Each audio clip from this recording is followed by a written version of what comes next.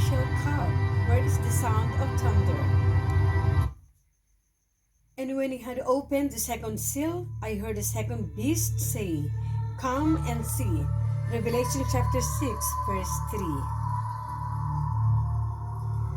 The second beast, or living creature of worship, had the face of a calf. See Revelation chapter 4, verse 7. The calf, or ox, was used as both as laborer under the burden of the yoke, and as one that was sacrificed in worship to the Lord. Also similar to the sacrificial characteristic in the second seal, or and many have recognized it, the Smyrna church age. It was a time of great labor, suffering, and self-sacrifice. I know thy works and tribulation and poverty, but thou art rich, and I know the blasphemy of them which say they are Jews and are not, but are the synagogue of Satan. Fear none of those things which thou shalt suffer. Behold, the devil shall cast some of you into prison, that ye may be tried, and ye shall have tribulation 10 days. Be thou faithful unto death, and I will give thee a crown of life. Revelation chapter 2, verses 9 to 10. Note also, when the second seal was opened, there was no more a sound of thunder, like when the first seal was opened. To have thunder, there must be gathered together thick warm clouds, heavy with moisture and wind turbulence, or spiritually, a cloud of witnesses. See Hebrews chapter 12, verse 1.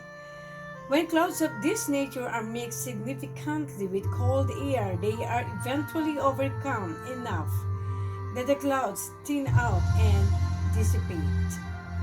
Hence, no more rain, lightning, or thunder. And that is exactly what spiritually happened in the second seal. Again, the second seal corresponds to the Smyrna church age of time. See Revelation chapter 2, verses 8 through 11. And it tells us that during this time, the right among God's true people, His true spiritual Jews, that there also were those who say they are Jews and are not, but are the synagogue of Satan. There was a dead, cold religious condition of people, significantly affecting the cloud of witnesses by being intermixed with them. The spiritual heavens were no longer thundering in general as a separate, visible body of Christians.